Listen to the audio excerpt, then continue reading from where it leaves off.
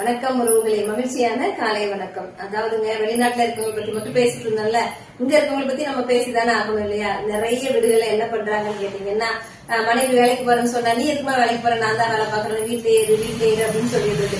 நீங்க நினைச்சிட்டு இருக்கீங்க வீட்டுல இருக்கதான் பாதுகாப்புன்னு சொல்லிட்டு. அதை விட ஒரு பெரிய தப்பு கிடையாதுங்க. ஏன்னா பெண்களை வீட்டுக்குள்ளேயே வைக்கிறதுனால மட்டுமே நீங்க என்ன சொல்றதுன்னா, சம்பாதிக்கிற நீ ஏன் வேலைக்கு போகணும் அப்படிங்கிற மாதிரி எண்ணங்களே முதல்ல தவறுங்க.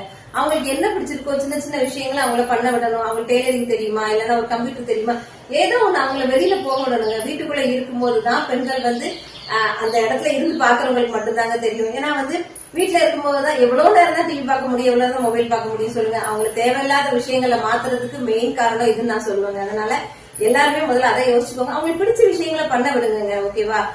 நான் வேலை பாக்குறேன், நீ வேலைக்கு போகணுமா அப்படின்னு நினைக்காதீங்க. சரி, அவங்களுக்கு அது ஒரு ரிலாக்ஸேஷனா இருக்கும் அப்படிங்கிற மாதிரி பெண்களுக்கு அது மாதிரி உரிமைகளை நீங்க கொடுக்கணும். ஓகேவாங்க?